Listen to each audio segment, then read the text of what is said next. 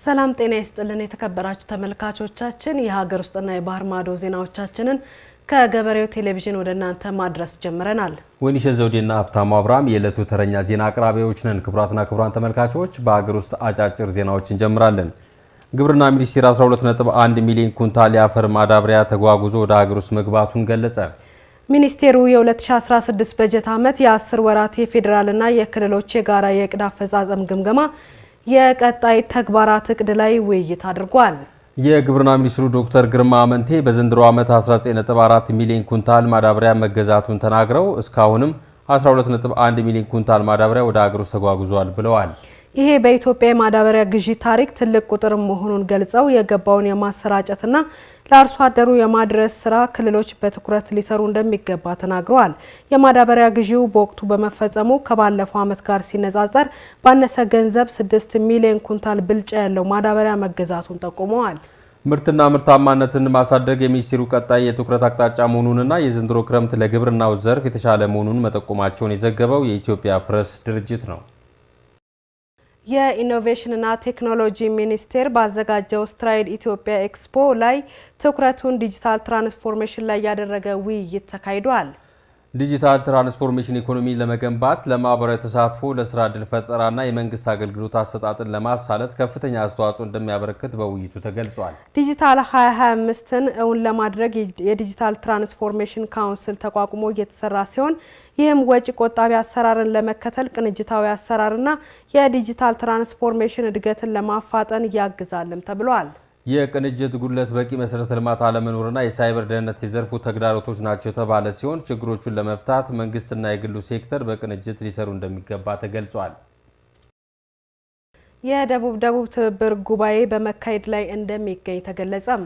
ኢትዮጵያ በታዳሽ ኃይል ያላትን እምቅ የተፈጥሮ ሀብት በማልማት ተደራሽ ለማድረግ ትኩረት መስጠቷን የዋና ኢነርጂ ሚኒስቴር አስታውቋል። ጉባኤው በአዲስ አበባ እየተካሄደ ሲሆን ታዳሽ ኃይል በጣም አስፈላጊና በፍጥነት ለምቶ ጥቅም ላይ መዋል ያለበት ተግባር መሆኑ ተጠቁሟል። ይህንን በመገንዘብም የኢትዮጵያ መንግስት ለዘርፉ ትኩረት ሰጥቶ እየሰራ እንደሚገኝ ነው የተገለጸው። ምርታማነትን ለማሳደግ፣ ድህነትን ለመቀነስ፣ በጤና፣ በኢነርጂ፣ በትምህርትና በመሳሰሉ ዘርፎች አገልግሎት ተደራሽነትን ማሳደግ አስፈላጊ እንደሆነም ተገልጿል። ለዚህም ታዳሽ ኃይልን ማልማት ትኩረት ተሰጥቶት እየተተገበረ እንደሚገኝ የተገለጸ ሲሆን ስነ ምህዳርን ከማስፋትና ከማሳደግ አኳያ ትኩረት ተሰጥቶ እየተሰራ እንደሚገኝም ተጠቁሟል። ጉባኤው በታዳሽ ኃይል በሚሰሩ ስራዎች ልምድ ለመለዋወጥ፣ ተሞክሮ ለመቀመር፣ ትብብርን ለማጠናከር ጠቃሚ መሆኑም ተገልጿል።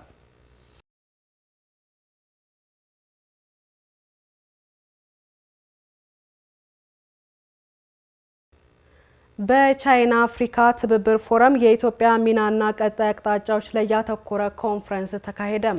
በቻይና አፍሪካ ትብብር ፎረም ኢትዮጵያ እንደ አፍሪካ ተወካይ ድምጽ የነበራት የመሪነት ሚና ከትላንት እስከ ዛሬ ቀጣይ አቅጣጫዎች ላይ ያተኮረ የከፍተኛ ባለሙያዎች ኮንፈረንስ ተካሂዷል።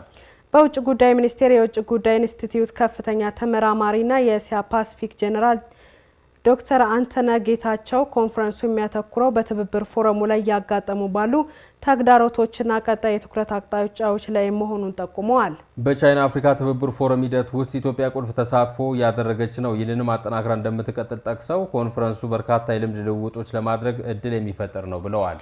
የውጭ ጉዳይ ሚኒስቴር ጽሕፈት ቤት ኃላፊ አምባሳደር እሸቴ ጥላሁን ኢትዮጵያና ቻይና ቀደምት የስልጣኔ ባለቤቶችና ስትራቴጂካዊ አጋሮች ናቸው። አፍሪካ የእርስ በርስ ግጭት፣ ወረርሽኝ፣ ድህነትና በርካታ ችግሮችን እያስተናገደች ቢሆንም ችግሮቹን ለመፍታት በትብብር መስራት እንደሚገባም ተናግረዋል።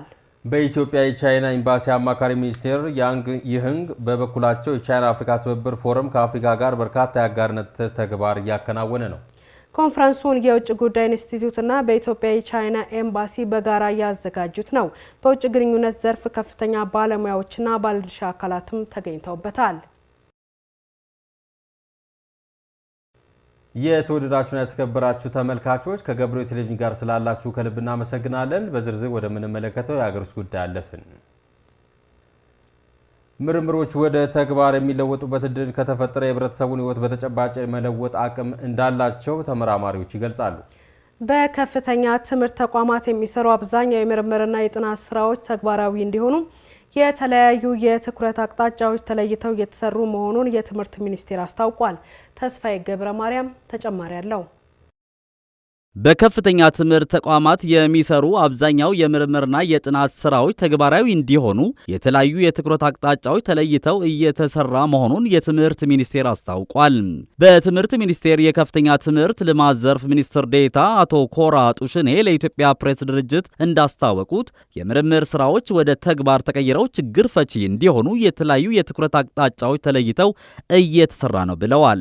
ሚኒስቴሩ ዩኒቨርሲቲዎች ጥራቱን የጠበቀና ትክክለኛ የምርምር ስራዎች እንዲሰሩ ለማድረግ ከሚያከናውናቸው የድጋፍና ክትትል ስራዎች ጎን ለጎን የአቅም ግንባታ ስልጠናዎች፣ የሚሰሩ ምርምሮች በኩረጃ ተደጋጋሚ እንዳይሆኑ የተለያዩ ሶፍትዌሮችን በማቅረብ ችግሩ እንዲፈታ እያደረገ እንደሚገኝ ገልጸዋል።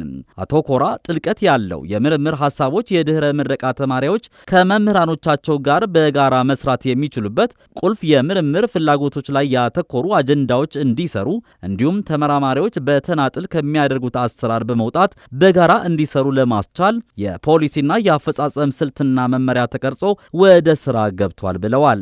በቀጣይም የምርምር ስራዎች የበለጠ የህዝቡን ችግር ፈቺ እንዲሆኑ ለማስቻል በዩኒቨርሲቲዎች የሚሰሩ የጥናት ስራዎች ድግግሞች ለማስቀረት የትኩረት አቅጣጫ እንዲኖራቸው የተጀመረው ስራ ተጠናክሮ ይቀጥላል ያሉት አቶ ኮራ የምርምር መሰረተ ልማቶች መሟላት፣ የሰው ኃይል ልማት ማሳደግና በተቋማቱ አስተማማኝ ቴክኖሎጂ እንዲኖር ትኩረት መደረጉን አብራርተዋል። በዩኒቨርሲቲዎች በርካታ የምርምርና የጥናት ስራዎች ቢሰሩም አብዛኛዎቹ ተግባር ላይ እንደማይውሉ በመጥቀስ ዩኒቨርሲቲዎቹ ልምድ ካላቸው የውጭ ዩኒቨርሲቲዎች ጋር በትብብር እንዲሰሩ እየተደረገ እንደሚገኝ አመልክተዋል። እንደ አቶ ኮራ ገለጻ የሚታተሙ ጥናቶች ለፖሊሲ ግብዓት የሚውሉና ለውሳኔ ሰጪዎች የሚያገለግሉ ከማድረግ አኳያ ጥሩ ጅምር ቢኖርም ከሚፈለገው አንጻር ዝቅተኛ ነው። ይህንን ውስንነት ለመቅረፍ የምርምር ውጤቶች ወደ ማበልጸጊያ ማዕከላት ገብተው ወደ ተጨባጭ ውጤት እንዲቀየሩ እየተደረገ ይገኛል ብለዋል። አቶ ኮራ የሚሰሩ ምርምሮች ዓላማቸው ከመመረቂያነት ያላለፈ መሆን፣ የጥራት ማነስ፣ የምርምር አጀንዳ መዛባት፣ ምርምሮችን በቅንጅት አለመስራት፣ የበጀት እጥረት፣ የተቋማት የታተሙ የምርምር ውጤቶች የመጠቀም ልምድ አለማደግ እንዲሁም የምርምር ውጤቶች የስርጭት ውስንነትና የማስተዋወቅ ሥራ አብዛኛውን ወደ ተግባር እንዳይቀየሩ ካደረጉ ዋና ዋና ምክንያቶች መካከል ተጠቃሽ መሆናቸውን አብራርተዋል። በየዓመቱ በቢሊዮን የሚቆጠር ብር ለምርምር ቢወጣም የሀብት ውስንነት አለ ያሉት አቶ ኮራ መንግስት ከሚመድበው ሀብት በተጨማሪ የምርምር ተቋማት ፈንድ የሚያገኙበትንና የተመደበላቸውን በጀት በተገቢው መንገድ አሟጠው እንዲጠቀሙ የሚያደርጉ አሰራሮች እንደሚዘረጉ ጠቁመዋል። ከፍተኛ ሀብት ፈሶባቸው የተሰሩ የጥናትና ምርምር ውጤቶች ወደ ተግባር ባለመለወጣቸው የትምህርት ጥራትን በሚፈለገው ልክ ማረጋገጥም ሆነ የህብረተሰቡን ችግር መፍታት አለመቻሉን ምሁራኑ ይገልጻሉ። ብዙ ወጪ፣ ጊዜና እውቀት የወጣባቸው የምርምር ስራዎች ተግባር ላይ እንዲውሉ የሁሉም ባለድርሻ አካላት በኃላፊነት መስራት እንደሚያስፈልግ ግልጽ ጉዳይ ነው። ምሁራን እንደሚሉት በትምህርት ጥራት ዙሪያ የተለያዩ ጥናቶችን ቢያደርጉም ጥናቶቹ ወደ ተግባር አልተለወጡም። በዚህም በዘርፉ የሚፈለገውን ጥረት ለማረጋገጥ አለመቻሉን የገለጹት በምሁራኑ የሚወጡ የምርምር ስራዎች የህዝብን ችግር የሚፈቱና ለውጥ የሚያመጡ እንዲሆኑ የፖለቲካ አመራሩ በምርምር ስራዎች ላይ በቂ ግንዛቤ ያለውና ለተግባራዊነታቸው ቁርጠኛ አቋም ያለው ሊሆን ይገባል ይላሉ። ከዚህ በተጨማሪም በምሁራኑና በፖለቲካ አመራሩ መካከል ያለውን ክፍተት በመሙላት ለጋራ አገራዊ ስኬትና የህዝቦች ተጠቃሚነት መስራት እንደሚገባ ይገልጻሉ። ምርምሮች ወደ ተግባር የሚለወጡበት እድል ከተፈጠረ የህብረተሰቡን ህይወት በተጨባጭ የመለወጥ አቅም እንዳላቸው ተመራማሪዎች ይገልጻሉ። ባንክ የልማት አጋሩ እንኳን ለብርሃነ ትንሣኤው በሰላም አደረሳችሁ። ወሊሶ የምግብ ማቀነባበሪያ ፋብሪካ ጥራትና ተመጣጣኝ ዋጋ መለያዊ የሆነው ፋብሪካችን በውስጡ በተደራጁት ወቅቱ ያፈራቸው ዘመናዊ ማሽነሪዎች የፉርኖ ዱቄት፣ የበቆሎ ዱቄት፣ የበቆሎ ቅንጬ እንዲሁም በከብት ማደለብና እርባታ ላይ ለተሰማሩ አካላት ምጥን የከብት መኖን፣ የትራንስፖርት አገልግሎትን ጨምሮ በጥራትና በተመጣጣኝ ዋጋ ለማህበረሰቡ ማቅረቡን ቀጥሏል። ከዚህ በተጨማሪ የአገልግሎቱን ተደራሽነት ለማቀላጠፍና ለበርካቶች የገቢ ምንጭ ፈጥሮ አብሮ ከማደግ አንጻር ምርትና አገልግሎቶቻችንን በወኪል አከፋፋይነት ለመስራት ፍላጎት ያላቸው አካላት በቅንነት ለማስተናገድ ዝግጁ መሆኑ ሲገልጽ ላቅ ያለ ኩራት ይሰማዋል። አድራሻ ወሊሶ። ለተጨማሪ መረጃ በስልክ ቁጥር 0911879414 እንዲሁም በ0911347419 ላይ መደወል ይችላሉ። መልካም በዓል። ወሊሶ የምግብ ማቀነባበሪያ ፋብሪካ። በትዝታችን ዘመናት ደስታ ፈክተን ወደ ትውልድ በተሻገረ ባህላችን ኮርተን መሰባሰባችን በፍቅርና ፈገግታ ድምቀን በአብሮነታችን ደስ ብሎን ለሳቅ ጨዋታ ለተድላ ደስታ ስንገናኝ በዓላቶቻችንን በደስታ ስንጠብቅ የማንዘነጋው በኑሯችን ልክ በእቅዳችን መሃል የሁል ጊዜም ደጀን ከጎናችን አለ። መሰባሰባችንን ባይረስ ትዝታ የሚያጅብ አብሮነታችንን በፈጣን ደራሽነቱ የሚጠብቅ የበዓል ደስታችንን ሙሉ የሚያደርግ ቡና ባንክ ከመላው ዓለም በየትኛውም ወኪል የሚላክልዎትን ገንዘብ በቡና ባንክ ይቀበሉ። ፈጣን አስተማማኝና ቀልጣፋ አገልግሎታችን ደስታውን ሙሉ ያደርጋል።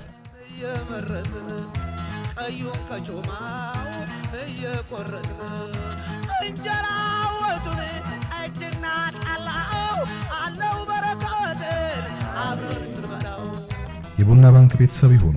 መልካም የፋሲካ በዓል። ቡና ባንክ፣ የባለ ራዕዮች ባንክ።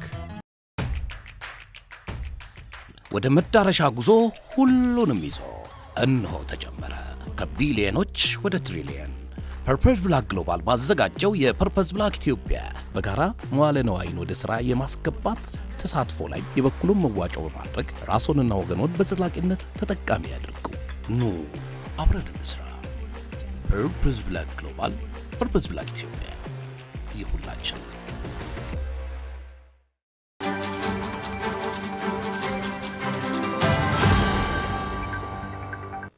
ከውጭ ምንጭ ወዳገኘናቸው ዜናዎች አለፍን። በሚቀጥለው ሳምንት የሚካሄደው የደቡብ አፍሪካው ምርጫ ለሀገሪቱ ለውጥ መሰረት የሚጥል ነው ተባለ። በአህጉሪቱ ከፍተኛ ኢኮኖሚ እንዳላት የሚነገርላት ደቡብ አፍሪካ በቀጣይ ሳምንት ምርጫ ታካሂዳለች። ይህ ወቅት ከምርጫ በተጨማሪ ሀገሪቱ ከዘረኛው የአፓርታይድ አገዛዝ ጋር በይፋ መላቀቅ ከጀመረች 30ኛ ዓመቷን የምታከብርበት ዕለትም እንደሆነ ተገልጿል። በሚቀጥለው ሳምንታት በሚደረገው ምርጫ ገዢው የአፍሪካ ብሔራዊ ኮንግረስ ስልጣን ይዞ መቀጠሉ የደቀነውን አደጋ የሚመልሱ አዳዲስ ፓርቲዎች የሚሳተፉበት እንደሚሆንም ይጠበቃል ተብሏል። ደቡብ አፍሪካውያን የፖለቲካ ፓርቲዎችን ይመርጣሉ። እጩዎች ፓርቲው በሚያገኘው ድምጽ መሰረት የፓርላማ መቀመጫ ያገኛሉ ተብሏል። ኤኤንሲ ገዢው ፓርቲ የአፓርታይድ ስርዓት ካበቃ ካለፉት 30 ዓመታት ወዲህ የፓርላማውን አብላጫ መቀመጫ ለመጀመሪያ ጊዜ ሊያጣ ይችላል የሚል ግምት እየተሰጠ ይገኛል። በዲሞክራሲያዊ አስተዳደር ውስጥ ቅሬታ የሚነሳበት ገዢው ፓርቲ አልቀረፋቸውም የተባሉ እንደ ስራ አጥነት መበራከት እንዲሁም የስደተኞች ከጊዜ ወደ ጊዜ እየተበራከተ መምጣት ተነግሯል።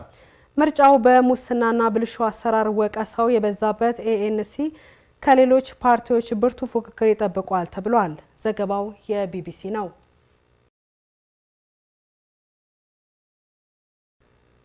በሞዛምቢክ በጤና ባለሙያዎች እጥረት ሳቢያ ከ1000 በላይ ሰዎች መሞታቸው ተነገረ።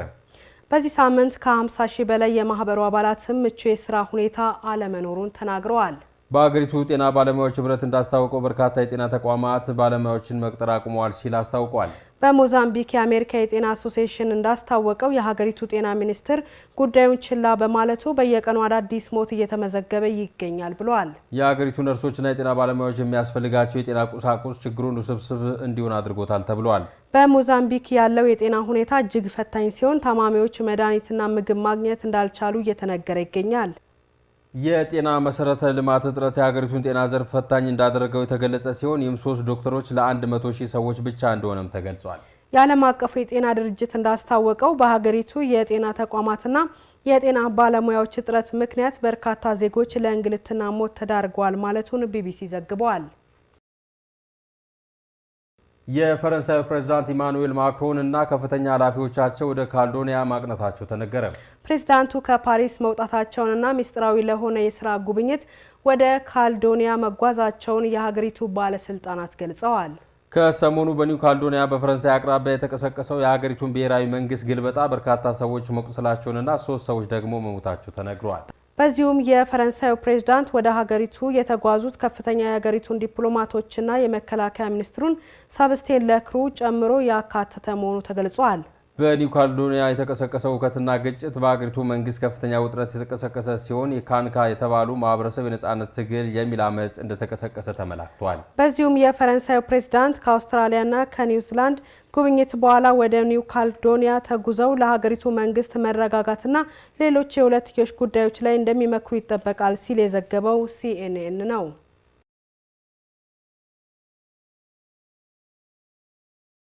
የግሪክ ፍርድ ቤት የባህር መርከበኞች ላይ ክስ መመስረቱን አስታወቀ። በግሪክ ባህር የግብጽ መርከበኞች ስደተኞችን በማመላለስ ወደ ተለያዩ ሀገራት በመጓጓዛቸው ክስ ተመስርቶባቸዋል። በደቡብ የአገሪቱ ክፍል በሚገኘው ወደብ በኩል የሜዲትራኒያ ባህር መርከበኞች ህገወጥ በሰዎች ዝውውር ተጠርጥረዋል ሲል አስታውቋል። ካለፈው የፈረንጆቹ ነሐሴ ወር ጀምሮ ከ600 በላይ ስደተኞችን በህገወጥ መንገድ ወደ ተለያዩ የዓለማችን ክፍል ማዘዋወራቸውን የግሪክ የባህር ኃይል ከፍተኛ ፍርድ ቤት ገልጿል። የሜዲትራኒያን ባህር ህገወጥ የሰዎች ዝውውር እየተበራከተ መሆኑና በተለይ መርከበኞችን በመጠቀም ከሊቢያና ቱርክና ቻይና በኩል ወደ ግሪክ ዝውውር ይደረጋል ተብሏል። ከቅርብ ዓመታት ወዲህ በዓለም የተለያዩ ሀገራት የሚካሄደው ህገወጥ የሰዎች ዝውውርና ሰዎችን በህገወጥ መንገድ ድንበር የማሻገር ወንጀል ቁጥር እየተበራከተ መምጣቱን የግሪክ ከፍተኛው ፍርድ ቤት አሳስቧል። ችግሩን ለመከላከልና ለመቆጣጠር በአገሪቱ በመንግስት የህግ የፖሊሲና የፕሮግራም እርምጃዎች በኩል ዘላቂና ተከታታይነት ያለው እርምጃ እየተወሰደ ያለ ቢሆንም ወንጀሉ ግን በተፈለገው ደረጃ መቀነስ እንዳልተቻለ ተናግሯል። የኢራኑ ፕሬዝዳንት ኢብራሂም ራይሲ የአስከሬን ሽኝት ተደረገላቸው። ኢራናውያን ፕሬዝዳንታቸውን ለመሰናበት በአደባባይ መገኘታቸው ተገልጿል። በፕሬዝዳንት ራይሲ ላይ ተቃውሞ ያላቸው ዜጎች በፕሬዝዳንቱ ሞት መደሰታቸውን የሚገልጽ ምልክት ቢያሳዩ ጥብቅ ቅጣት እንደሚጠብቃቸው መመሪያ መውረዱ ተነግሯል። በሄሊኮፕተር አደጋ ህይወታቸው ያለፈው የኢራኑ ፕሬዝዳንት ኢብራሂም ራይሲና የሌሎች ከፍተኛ ባለስልጣናት የአስከሬን ሽኝት ተደርጓል። ዛሬ ረፋዱ ላይ በተጀመረው የአስከሬን ሽኝት ስነ ስርዓት የሄሊኮፕተር ግጭቱ በተከሰተበት አቅራቢያ በምትገኝ ታብሪዝ ከተማ በክፍት ተሽከርካሪ ላይ የሟቾች አስከሬንን ተቀምጦ በከተማዋ እየተዘዋወረ ሽኝት ተደርጎለታል። በዚሁም የፍልስጤሙ ቡድን ሐማስ መሪ እስማኤል ሃኒያን የቀብር ስነ ስርዓቱን ለመከታተል ኢራን ገብቷል ተብሏል። በታብሪዝ ከተማ በርካታ ቁጥር ያላቸው ኢራናውያን ጥቁር ለብሰው አስከሬኑን አጅበው በከተማዋ ሲዘዋወሩ ተስተውሏል። በዛሬው ዕለት በታላቁ ሞሳላ መስጂድ በርካታ ሰዎች የሚታደሙበት የስንብትና ሃይማኖታዊ ጸሎት ፕሮግራም ተካሂዷል።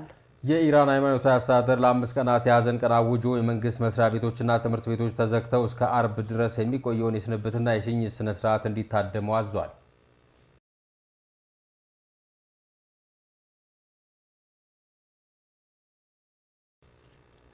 የተወደዳችሁና የተከበራችሁ ተመልካቾች ከገበሬው ቴሌቪዥን ጋር ስላላችሁ ከልብ እናመሰግናለን። ከውጭ ምንጭ ወዳገኘናቸውና በዝርዝር ወደምንመለከታቸው ዜናዎች እናልፋለን። ሩሲያ በዩክሬን ድንበር አቅራቢያ ታክቲካል የኒውክሌር ልምምድ መጀመሯ ተገለጸ። ኢስካንዳርና ኪዝናል ሃይፐርሶኒክ ሚሳይሎችን ያካተተው የመጀመሪያ ደረጃ የልምምድ እንቅስቃሴ ለዩክሬን አጋሮች እንደተደረገ ማስጠንቀቂያ ታይቷል። ናትናኤል ዘገየ ተጨማሪ አለው። ሩሲያ በዩክሬን ድንበር አቅራቢያ ኢስካንደርና ኪንዛሃል ሚሳይሎችን ያካተቱ የመጀመሪያ ደረጃ ታክቲካዊ የኒውክሌር ጦር ልምምዷን ጀምራለች። በያዝነው የፈረንጆቹ ወር መጀመሪያ ላይ የፈረንሳዩ ፕሬዝዳንት ኢማኑኤል ማክሮን በተወሰነ ቅድመ ሁኔታዎች ወታደራቸውን ወደ ዩክሬን ማሰማራቱን እንደማያቋርጡ ሲገልጹ፣ የእንግሊዙ የውጭ ጉዳይ ሚኒስተር ዴቪድ ካሜሮን በበኩላቸው ኪየቭ በሩሲያ ግዛት ላይ የምዕራባውያን ሚሳይሎችን የመተኮስ መብት እንዳላት ተናግረዋል። ይህንንም ምዕራባውያን ፖለቲከኞች ለዩክሬን ያላቸውን ድጋፍ የበለጠ ለማድረግ ፈቃደኛ ሊሆኑ እንደሚችሉ የሚያሳዩ ሁኔታዎችን ተከትሎ ፑቲን ልምምዱን እንዳዘዙ ተገልጿል። የሩሲያ የመከላከያ ሚኒስቴር ሚሳይሎችን የጫኑ የጭነት መኪኖች የማስጀመሪያ ስርዓቶች ወደ ተዘጋጀላቸው ሜዳና በአየር መንገዱ ላይ ያሉ ወታደራዊ የኒውክሌር ጦርን ለመሸከም ቦምቦችን ሲያዘጋጁ የሚያሳዩ ምስሎች አሳትሟል። ምንም አይነት ተኩስ መፈጸሙ ባይገለጽም ልምምዱን የማስጀመሪያ ተሽከርካሪዎች የመጫን ልምምድ ወደ ተዘጋጀላቸው ማስወንጨፊያ ቦታዎች መንዳትና አውሮፕላኖችን በኪንዛሃል ሚሳይሎች በመተካት ሃይፐርሶኒክ የጦር መሳሪያዎችን ያካተተ ዝግጅት እንደነበር ተገልጿል።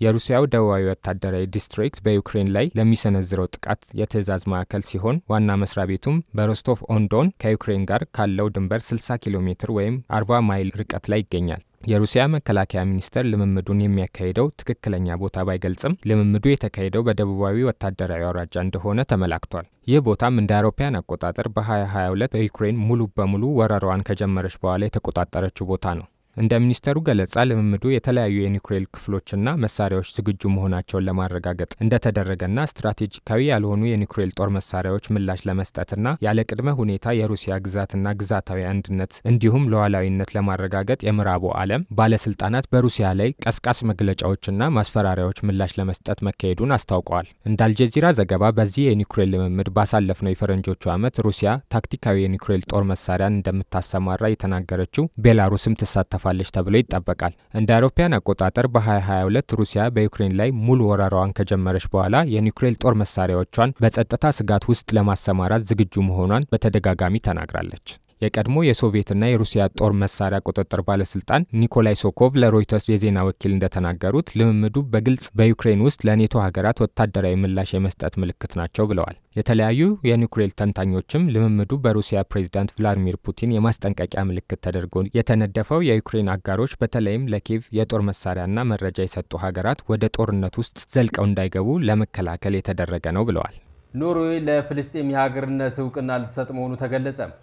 ብዙ የአውሮፓ ሀገራት በፍልስጤም ያለውን ግጭት ለማስቀረት ለእስራኤልና ፍልስጤም የሀገርነት እውቅና መስጠት መፍትሄ ነው የሚሉ ሲሆን ኖርዌይን ተከትሎ ስፔንና አየርላንድ ለፍልስጤም የሀገርነት እውቅና ሊሰጡ እንደሚችሉ ተጠቁሟል። አብርሃም በለጠ ተጨማሪ አለው። ባያኑ በተለይም ብዙዎቹ የአውሮፓ ሀገራት ለመካከለኛው ምስራቅ የእስራኤልና ፍልስጤም ሰላም የሁለት ሀገርነት መፍትሄ ተመራጭ ነው ባይ ናቸው። ይኸው የሁለት ሀገርነት መፍትሄ ግን በእስራኤል ተቀባይነት የለውም። በመካከለኛው ምስራቅ ግጭት ላይ ቤንዚን እንደ ማርከፍከፍም ትቆጥረዋለች። ሆኖም ኖርዌይ አሁን ላይ በጠቅላይ ሚኒስትሯ ጆናስ ጋር ስቶሪ በኩል ለፍልስጤም ይፋዊ የሀገርነት እውቅና እንደምትሰጥ አስታውቃለች። የኖርዌይን እርምጃ ተከትለው አየርላንድና ስፔንም ለፍልስጤም ወይም ፓሌስታይን የሀገርነት እውቅና መስጠታቸውንም ኢሮኒውስ ዘግቧል። የአውሮፓ ህብረት አባላቱ ስሎቫኒያና ማልታም ቢሆኑ በቅርብ ሳምንታት ለፍልስጤም እውቅና ሊሰጡ እንደሚችሉ እየተመላከተ ነው። ዘጋርዲያን እንዳለው የስፔን ጠቅላይ ሚኒስትር ፔድሮ ሳንቼዝ ለፍልስጤም መቼ ይፋ እውቅና እንደሚሰጡ ይፋ ያደርጋሉ ሲል ዘግቧል። ጠቅላይ ሚኒስትሩ የእስራኤልን በጋዛ ዘመቻ በመቃወም ስማቸው የሚጠራ መሪም ናቸው። በቅርቡም ማንኛውም ለእስራኤል የጦር መሳሪያ የያዘ መርከብ በወደባቸው እንዳይቆም ከልክለዋል። የኖርዌይ መንግስትም አሁን ይፋዊ እውቅናን ለፍልስጤም እሰጣለሁ ከማለቱ አስቀድሞ በመካከለኛው ምስራቅ ጉዳይ ላይ ጋዜጣዊ መግለጫ በሰጠበት ለእውቅና መስጠቱ ዝግጁ መሆኑን ማስታወቁ ይታወሳል።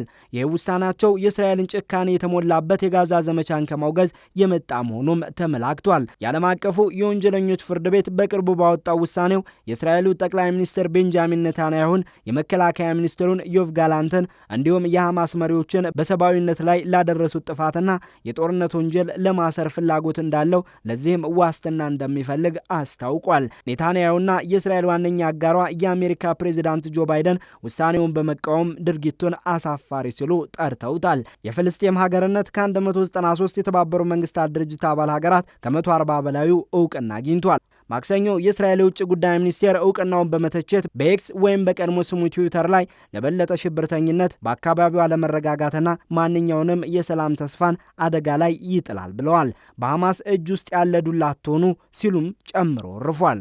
የእስራኤል ፍልስጤም የሁለት ሀገርነት መፍትሄ የምትል ቢሆንም ሀገራት ለፍልስጤም የሀገርነት እውቅና እየሰጡ ይገኛሉ።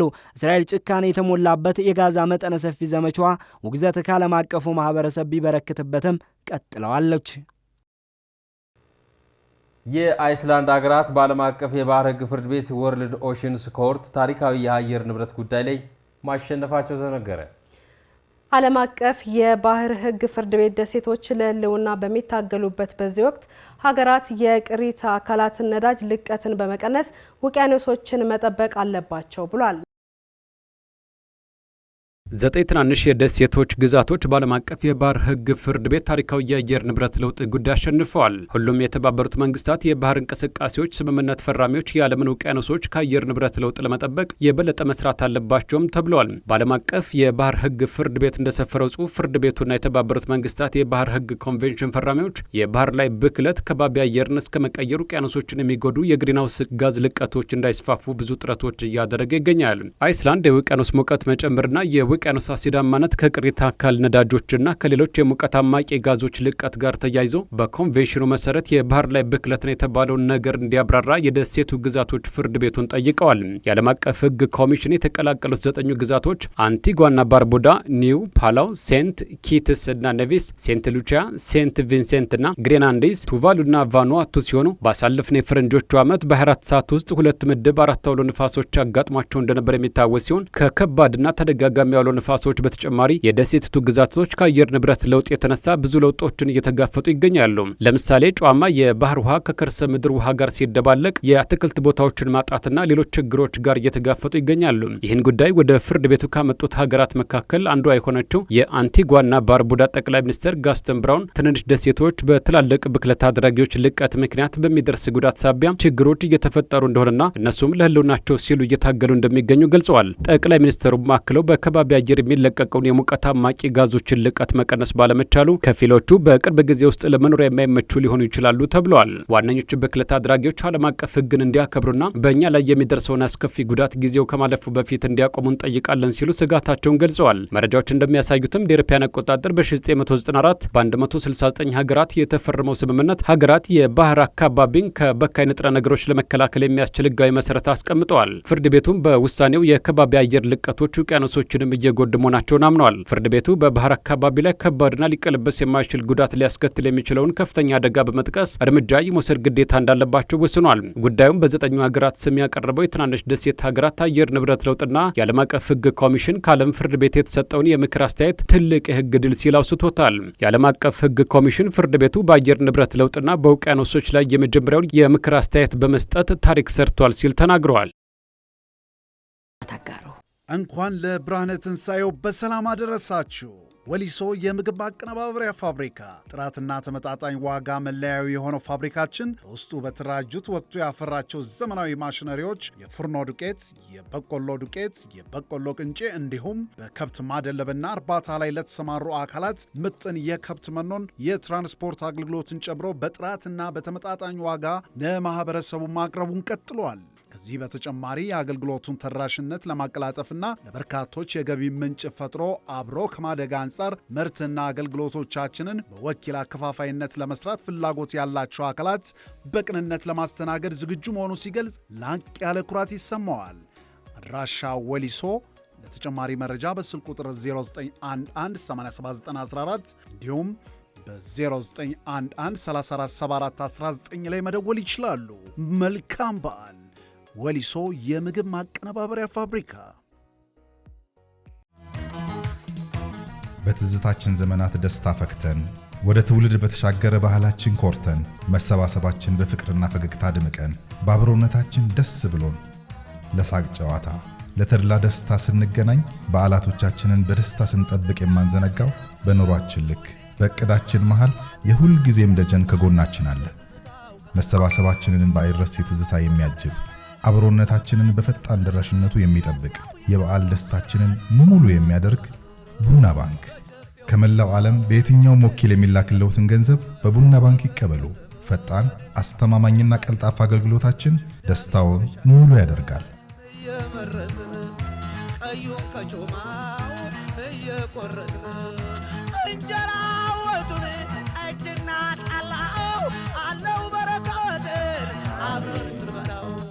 የቡና ባንክ ቤተሰብ ይሁኑ። መልካም የፋሲካ በዓል። ቡና ባንክ፣ የባለ ራዕዮች ባንክ። ወደ መዳረሻ ጉዞ ሁሉንም ይዞ ትላንት ከመቶዎች ወደ ሚሊዮኖች ከሚሊዮኖች ወደ ቢሊዮኖች የነበረው አብሮ የመስራት ጉዞ ወደ ቀጣዩ ምዕራፍ እንድንሻገር መንገድ ጠርጓል። ፐርፐዝ ብላክ ግሎባል ባዘጋጀው የፐርፐዝ ብላክ ኢትዮጵያ በጋራ መዋለ ነዋይን ወደ ሥራ የማስገባት ተሳትፎ ላይ የበኩሉን መዋጮ በማድረግ ራስዎንና ወገኖን በዘላቂነት ተጠቃሚ ያድርጉ። ኑ አብረን እንስራ። ፐርፐዝ ብላክ ግሎባል፣ ፐርፐዝ ብላክ ኢትዮጵያ ይሁንላችን።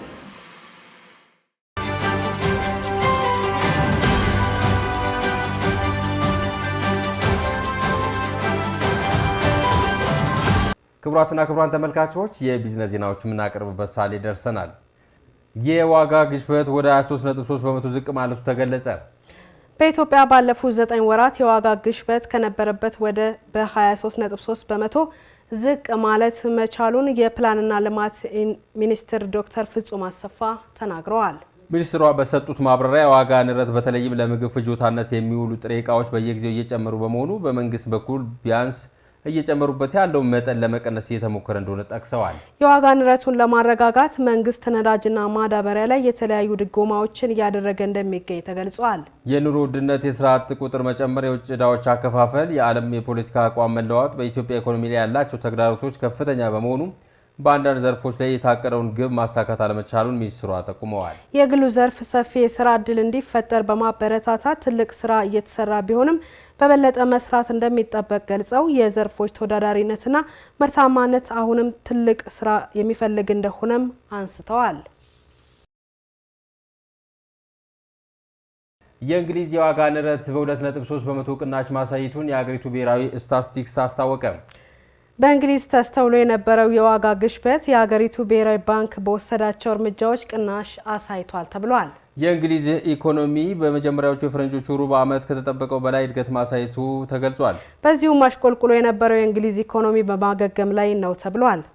የኢኮኖሚ እድገቱ በ2.3 በመቶ ሲሆን ይህ ካለፉት 2 ዓመታት አንጻር ከፍተኛ ፍጥነት ያሳየ እድገት እንደሆነ ተገልጿል። በዚሁም ባለፉት ጥቂት ወራቶች የሀገሪቱ ብሔራዊ ባንክ ከቤትና ዘላቂ ሀብቶች ብድር ጋር ወይም ሞርጌጅ ባንኮች ጋር ተያይዞ ጥሎት የነበረውን የወለድ ጭማሪ ተከትሎ የእንግሊዝ ኢኮኖሚ ማሽቆልቆሉና የሀገሪቱን ኢኮኖሚ ከዚህ በፊት ታይቶ በማይታወቅ መልኩ እንዳደቀቀ በአሃዝ የተደገፉ መረጃዎች እየወጡ እንደነበር ይታወቃል። ይህን ተከትሎ ተቋማት ተዳክመው መቆየታቸው ተገለጸ ሲሆን አሁን መነቃቃትን ያሳየው የእንግሊዝ ኢኮኖሚ በተለይም ደግሞ ካለፈው ዓመት ተመሳሳይ ወር ጋር ሲነጻጸር ከፍተኛ መነቃቃት ማሳየቱን የሚወጡ መረጃዎች ያመላክታሉ። የሀገሪቱ ብሔራዊ ባንክ እንደገለጸው የእንግሊዝ ኢኮኖሚ ከፍተኛ መነቃቃትና ባለፉት 2 ዓመታት ገጥሞት ከነበረው የዋጋ ንረት ባንኩ በሚያደርገው የወለድና የፖሊሲ ማሻሻያዎች ከችግሩ መውጣት እንደተቻለ አስታውቋል።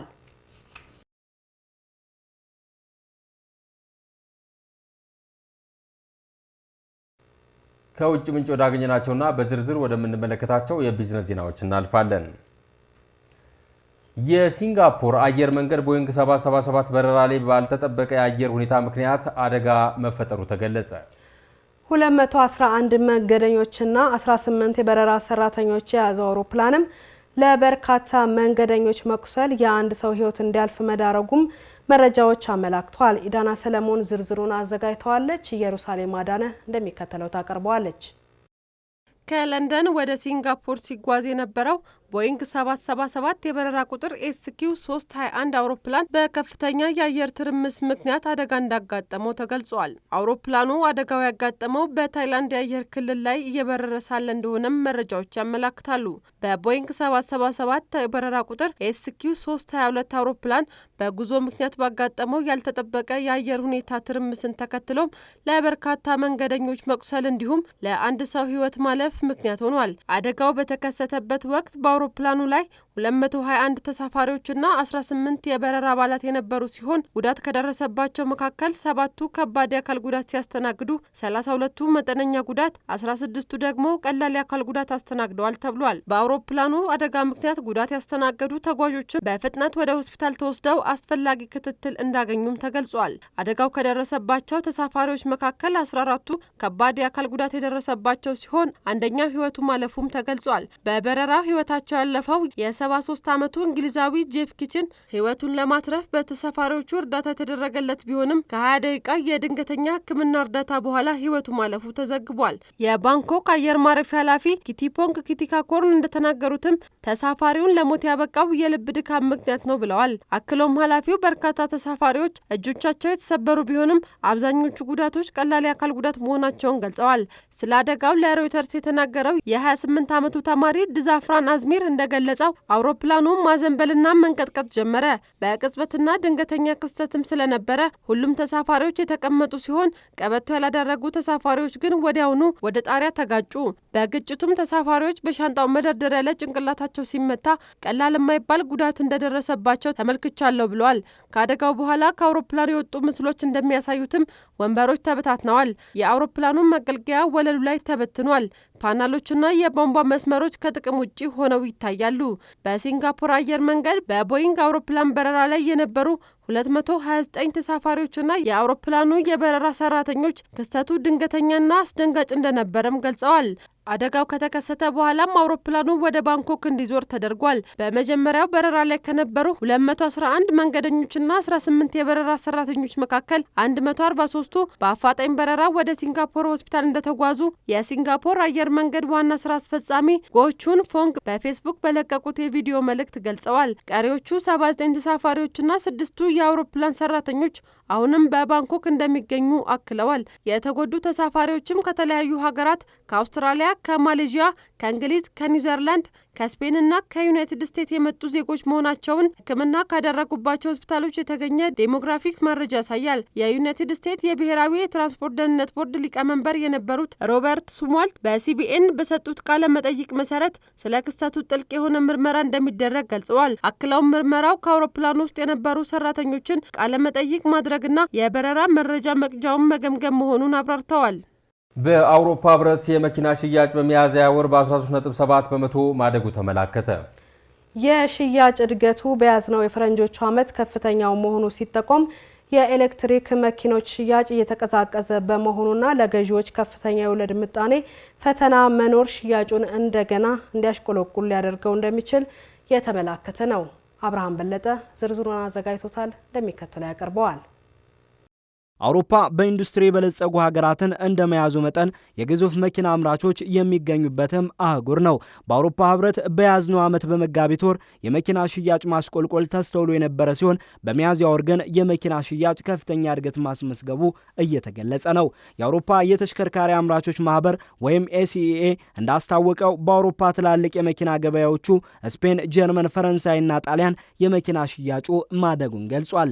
በያዝነው 2024 በአህጉሩ ከፍተኛ ነው የተባለው የሚያዝያ ወር የመኪና ሽያጭ እድገት 13.7 በመቶ መድረሱም ነው እየተመላከተው። የአውሮፓ ትላልቅ የመኪና አምራቾች ምርታቸውን ሊያሳድጉ እንደሚችሉ እየተመላከተ ቢሆንም የመኪና ሽያጩ በኤሌክትሪክ ተሽከርካሪዎች ሽያጭ ማሽቆልቆል፣ የቻይና የዘርፉ ፉክክር መጨመርና ገዢዎች የተጋፈጡት ከፍተኛ የወለድ ምጣኔ የመኪና ሽያጩ እንደገና እንዲያሽቆለቁል ሊያደርገው እንደሚችል ተመላክቷል። በአህጉሩ የኤሌክትሪክ መኪኖች ሽያጭ ካለፈው ዓመት አንጻር በ14.8 በመቶ ማደጉን የአውሮፓ የተሽከርካሪ አምራቾች ማህበር ወይም ኤሲኢኤ ሲገልጽ በኤሌክትሪክም በነዳጅም የሚሰሩ መኪኖች ሽያጭ የበለጠ በ33.1 በመቶ አድጓል ብሏል። በጥቅሉ የኤሌክትሪክ መኪኖችና የሃይብሪድ ወይም በነዳጅም በኤሌክትሪክም የሚሰሩ መኪኖች ሽያጭ ካለፈው ዓመት አንጻር በ44.1 በመቶም አድጓል ነው የተባለው። በአህጉሩ የቶዮታ መኪኖች ቁጥር በ47.3 በመቶ ሲያድግ የአውሮፓ ትልልቅ የመኪና አምራቾች ቮልስዋገን፣ ሬናውልትና ስቴላንቲስ በበኩላቸው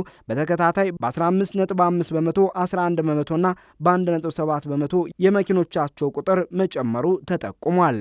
የአውሮፓ ግዙፎቹ የመኪና ተቋማት ቮልስዋገን፣ መርሴዲስ ቤንዝና ስቴላንቲስ ያለፈው ወር የመኪና ሽያጫቸው ዝቅተኛ ሆኖ ተመዝግቧል። ባለፈው ወር በአውሮፓ ህብረት እንግሊዝና የአውሮፓ ነጻ ንግድ ማህበር ወይም ኢኤፍቴ የአዳዲስ መኪኖች ቁጥር በ12 በመቶ ተመንድጎ ወደ 1.8 ሚሊዮን ማደጉ ተመላክቷል። ከቅርብ ጊዜያት ወዲህ የሃይብሪድ ወይም በነዳጅም በኤሌክትሪክም የሚሰሩ መኪኖች ሽያጭ በአህጉሩ በከፍተኛ ሁኔታ እየጨመረ ሲሆን የነዳጅ መኪኖች ሽያጭ ከሃይብሪድ መኪኖች አንጻር ያነሰ መሆኑም እየተመላከተ ነው።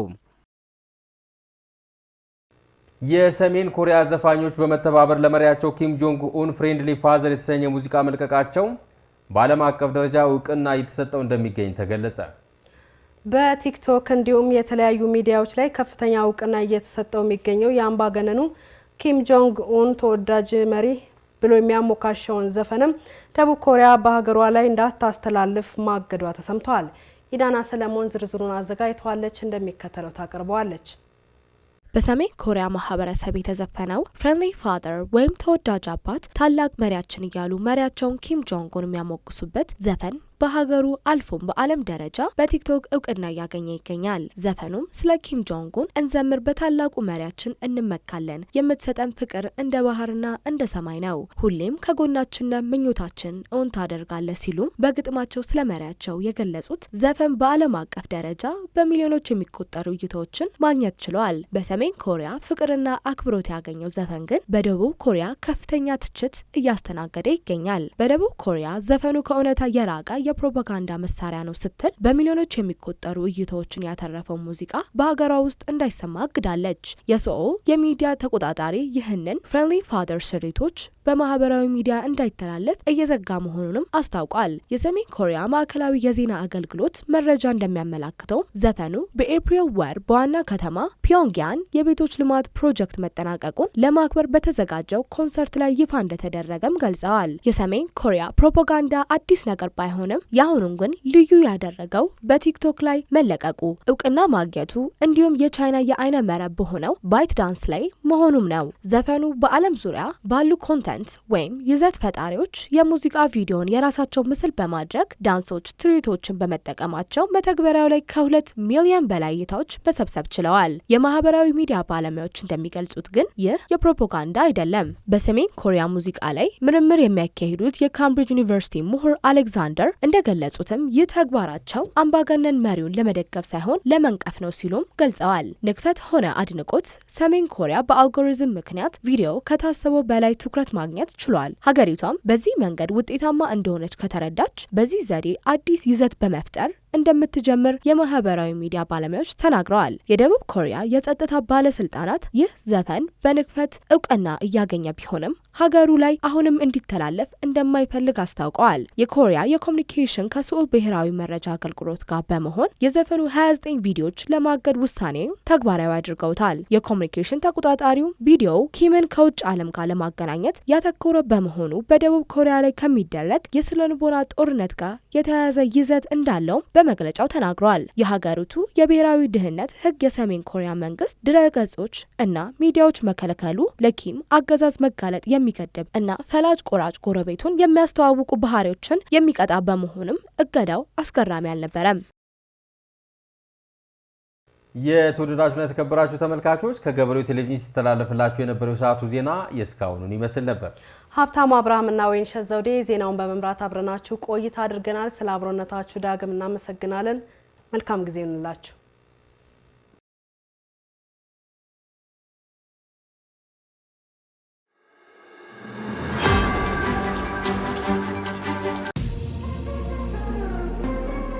ወደ መዳረሻ ጉዞ ሁሉንም ይዞ ትላንት ከመቶዎች ወደ ሚሊዮኖች ከሚሊዮኖች ወደ ቢሊዮኖች የነበረው አብሮ የመስራት ጉዞ ወደ ቀጣዩ ምዕራፍ እንድንሻገር መንገድ ጠርጓል። ፐርፐዝ ብላክ ግሎባል ባዘጋጀው የፐርፐዝ ብላክ ኢትዮጵያ በጋራ መዋለ ነዋይን ወደ ሥራ የማስገባት ተሳትፎ ላይ የበኩሉን መዋጮ በማድረግ ራስዎንና ወገኖን በዘላቂነት ተጠቃሚ ያድርጉ። ኑ አብረን እንስራ። ፐርፐዝ ብላክ ግሎባል፣ ፐርፐዝ ብላክ ኢትዮጵያ ይሁንላችሁ።